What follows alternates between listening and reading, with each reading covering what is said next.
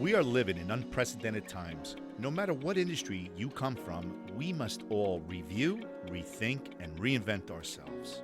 Are you an entrepreneur that is trying to adapt your business to the new norm? Well, you are listening to the 2020 Entrepreneur, a podcast that will motivate you and have you think outside of the box.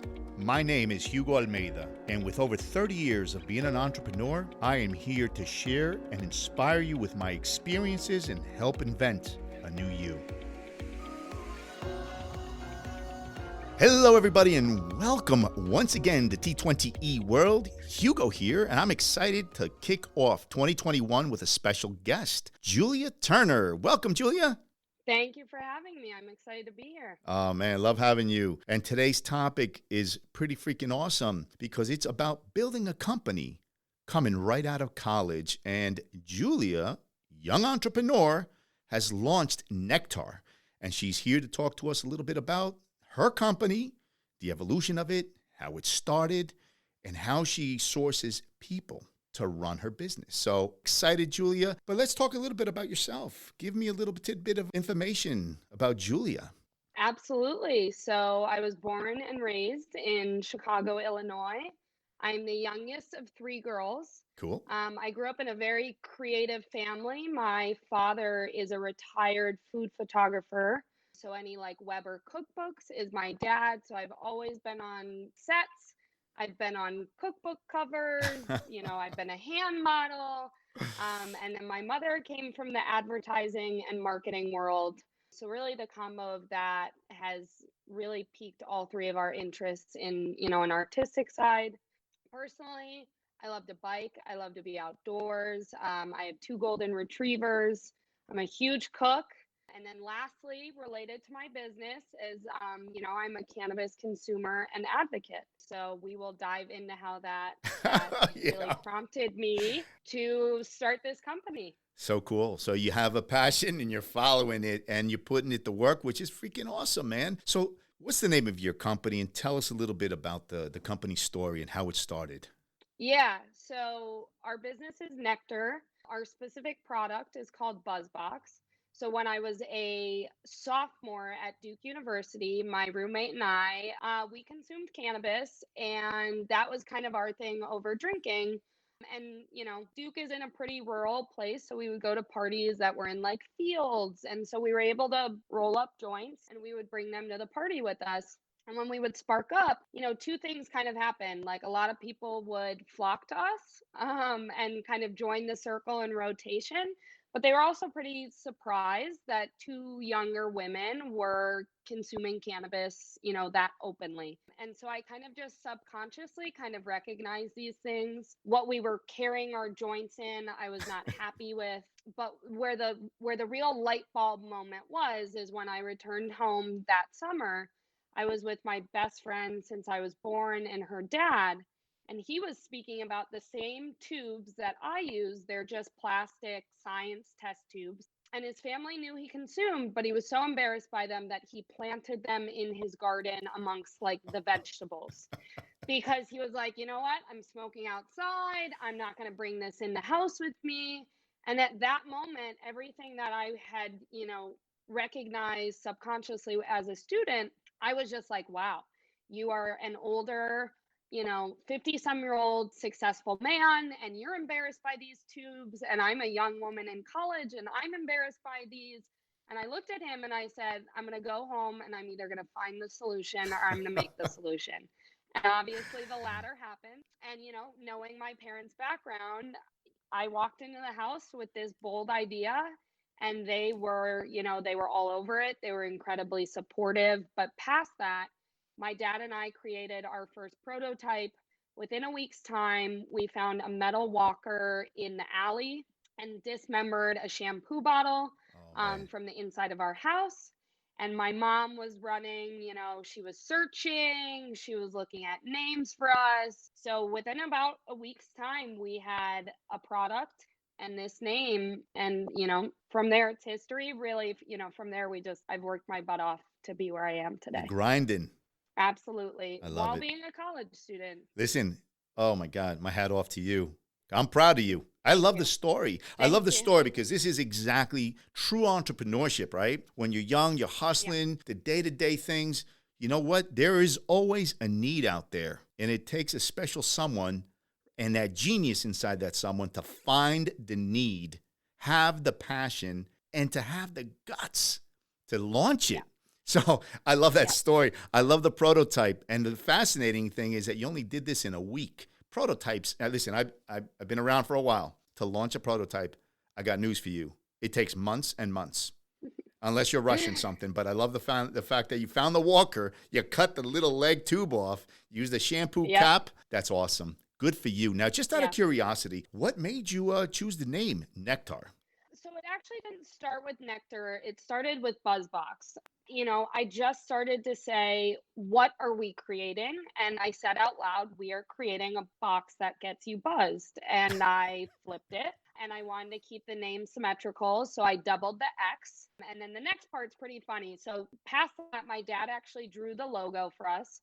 So I went on the Pinterest and found bee drawings that I liked, and then he was able to replicate the one that I really preferred, and then that's when we got to Nectar because we joined the buzz and the bee and sweet, and almost all of our inspiration comes from Apple. We wanted a recognizable logo, a one name word for the name of our company, and so that's where it came to be. But then the funny part is, people often remember words that are misspelled. So I looked at the C in Nectar and I decided to change it to a K for Kush and then doubled it because I had doubled the X. And then that's how Nectar came to be. And I have to say, I when I love tell it. that story, that is probably one of my favorite parts about starting a I, company is I can just say that's how the name came to be. Like the K's are in there because it's Kush and it's related to cannabis. Listen, that's And awesome. so I'll tell you what, I I, had a lot of fun doing that. I haven't misspelled it once yet. It's easy to remember. Yep. It's so It true. is. Listen, Julia, People I got remember things that, absolutely. You're absolutely right. I got to ask you though. I yeah, know you just graduated, so congratulations on graduating. Did you graduate just this past May, 2020? I did. So it was a Virtually. virtual graduation. Yeah. So Yep. congratulations. So Thank you. I gotta ask this because I want everyone to kind of understand how young certain entrepreneurs are. Is you 20, what, 23? I actually turned 23 yesterday. Oh, well, happy birthday. Awesome. Thank you. So this brings us Yeah. to our next part of this whole conversation is here you are. You're coming out of college, you're finishing up all your final exams, you're launching Nectar, right? Now you need people Hmm. to help the process. And you come across Pangea.app. By the way, one of our sponsors this month. Awesome, awesome company. Also founded by two Brown University grads. How did you connect with Pangea.app?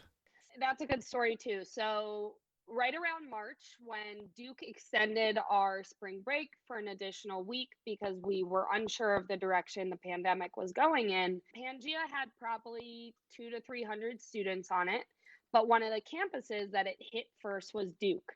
And so I signed up, and there were so few students on there that when I was looking through the students, Adam's profile actually came up and it noted that this was the founder. And so I shot him a message.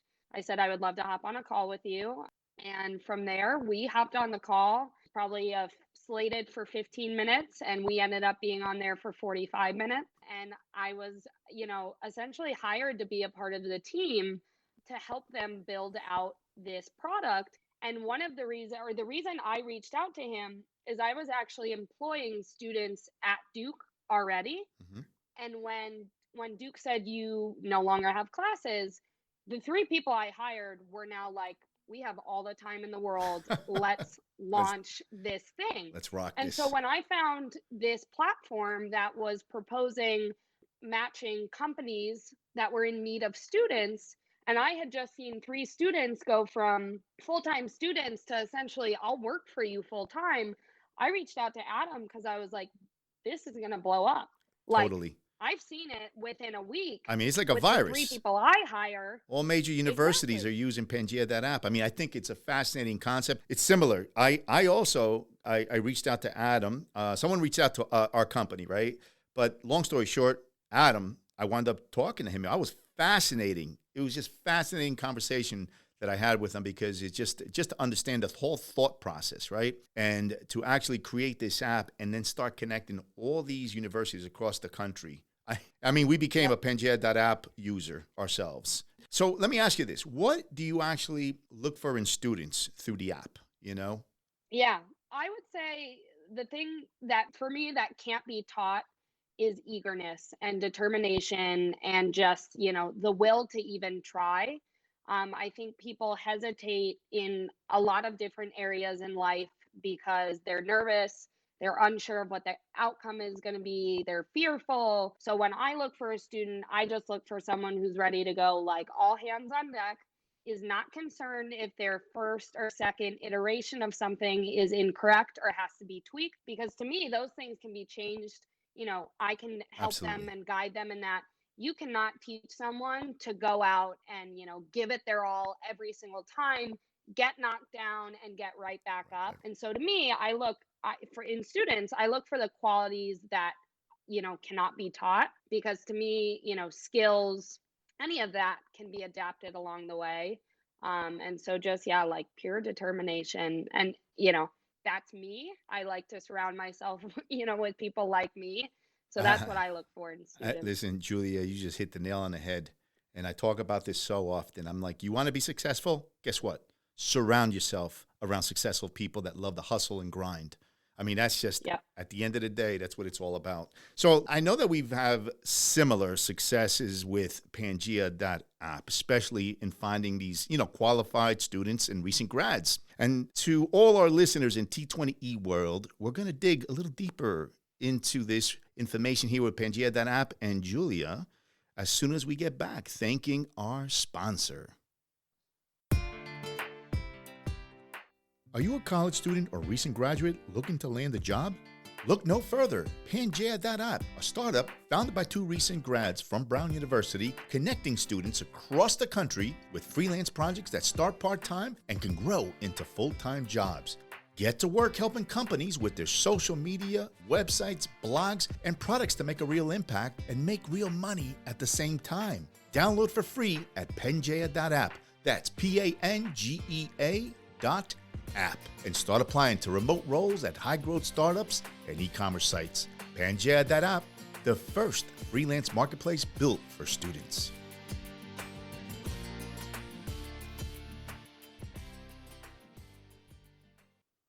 All right, Julia, and we are back in full throttle. And we were just talking about, what you look for in students, right? Through the app and stuff like that. So let me ask you this question because things have changed. And in 2020, and you know this very well, you had to adjust, pivot, and just completely change the way you graduate, the way you finalize all your exams. And, virtual graduation, I mean, it's just tough, right? But what makes you prefer to work with students through the app as opposed to selecting maybe senior individuals? So I have to be honest, I do have a combination of both students and senior people. So I've hired two students that go to UNC Chapel Hill. So Yeah. we put our differences aside in our rivalry. Okay. But I actually also was able to plug Duke's Fuqua Business School. So I work with two older women who are in their second year at the business school. I would say, in the positions that I have filled with the Pangea students, which has been social media, marketing, and Hmm. content, to me, our generation just understands it. It's second nature to us. It's where our interests lie. I know that when, my students are working and going through social media, that's something that they want to be doing and enjoy, doing. And I also think there is absolutely, someone who doesn't have work experience, that's not necessarily a bad thing. They have an eagerness to them to learn. No They've doubt. never been in the corporate world, they've never been hired. They're trying to make their first impression last. And so I absolutely think there's value in not necessarily having a position, before, but then in areas that I need help, which is finance and business, I'm going to people that I know have that experience. I'm being taught those things because I'm straight out of college. So I can't say that these are things that are second nature to me. And so, the biggest thing for me is, finding what my strengths and weaknesses are, and what I do and don't like to do. And then I'm able to plug those areas, accordingly with people who that's where their skills lie or that's where their interests lie. And so our team is really just made up of people, we all help each other. Our cross communication is incredible. And so I don't prefer one or the other. I see there, to be benefits on both sides. Absolutely. Savvy. I'm blown away. I mean, you're Thank you. 23 years old. I have had conversations not as good as this one with senior executive vice presidents. No bullshit. This is, I mean, oh, hats off to you, man. It's impressive to talk to you. I mean, Thank you. you're dead on. And, you're an inspiration because there are so many students out there and recent graduates that are so concerned, right? And I get it. Listen, I was there too once. You're concerned, oh my God, what am I going to do? How do I get a job? Everything's been virtual, and you go into what? Panic mode, right? And I'm sure you got a ton of friends that graduated at Duke that were like, holy shit, no one picked me up. What do I do? But you just said something that's so important and so inspirational to all these students. It's not always about working in corporate, taking the steps that someone has molded for us, right? Get out there, man. Yep. It's like you just said, sometimes you prefer. It's no big deal if they don't have corporate experience. As a matter of fact, most of them can think so much cleaner right outside of the bubble. When somebody's out of corporate, they tend to be structured and they're always thinking within their comfort level, right? And what they were taught and what they were learned. Sometimes I say that's like they're contaminated sometimes because you don't want that. You want someone that's coming in fresh, great ideas, thinking crazy shit sometimes because that is what works. I mean, you coming up with your prototypes, that's crazy shit. I mean, in a week, Absolutely. I love it. Man, I love it. So let me ask you this. What's been the effective means of selecting your students? I mean, so you need a blogger, maybe a website designer, maybe someone to develop content or help. What do you normally do? You go to the app? What do you do?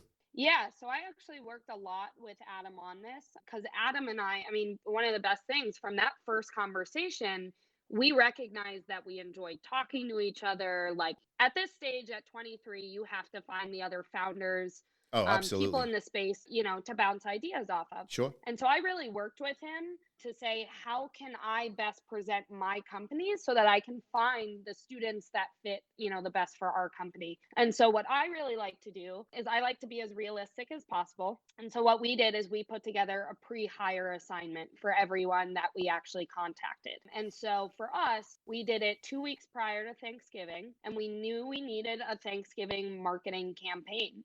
And so we put together, a little assignment. It might seem like college, but it's a little assignment. But if you're interviewing for a position that you want and like, I would hope that you would view this assignment as a chance to showcase your Absolutely, man. skills. It's You know, defining who they are, right? If they have no drive, you exactly. don't want them on your team anyway. Exactly. And so through this pre-hire assignment, a lot of what we were able to vet prior to onboarding someone in the team is, how does your voice come through? What are your design skills? Do they align with ours? But then also, I was able to see they were on a timeline and we had to hop on calls and they actually had to pitch the idea. I said, okay, how are you going to communicate once you're in this group? Are you going to speak up? Are you going to come to the table with a lot of ideas, and words about why you support these things?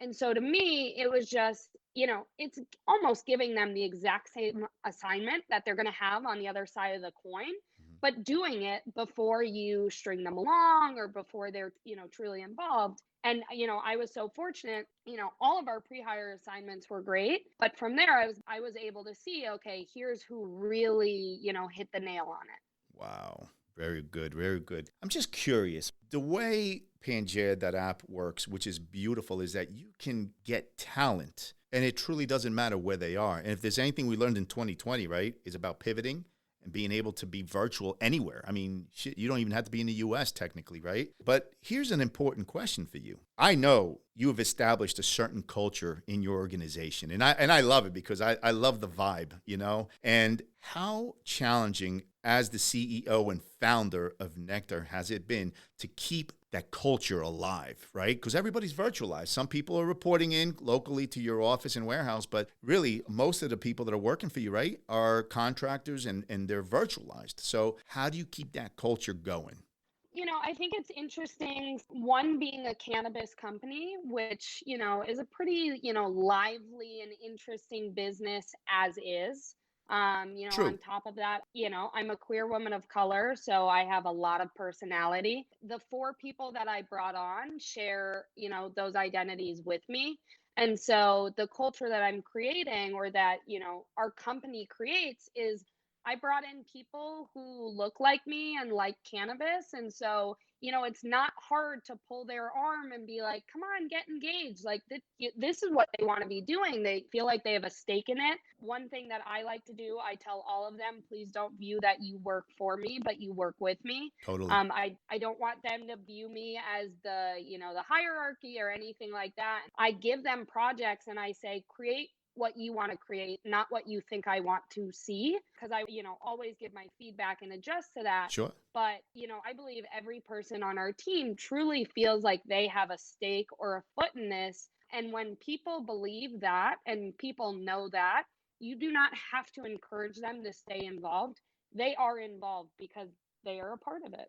Julia, are you sure you haven't been in my office here? And that's the culture we've created here as well. And let me tell you, Yeah. that is the right method. Congratulations to you, really. I love it. I Thank love you. it. Hey, let me ask you a quick question before we wrap this up. Cannabis, marijuana. Talk to me from your point of view. Well, one, I think it's interesting. So I'm actually a medical marijuana patient Hmm. in Illinois. Okay, So one thing like that is like MM just kind of fits. that's It right. works like that. So Marketing. yeah, I think it's a preference. I think cannabis is viewed as a more elegant word Hmm. than, necessarily marijuana Hmm. is.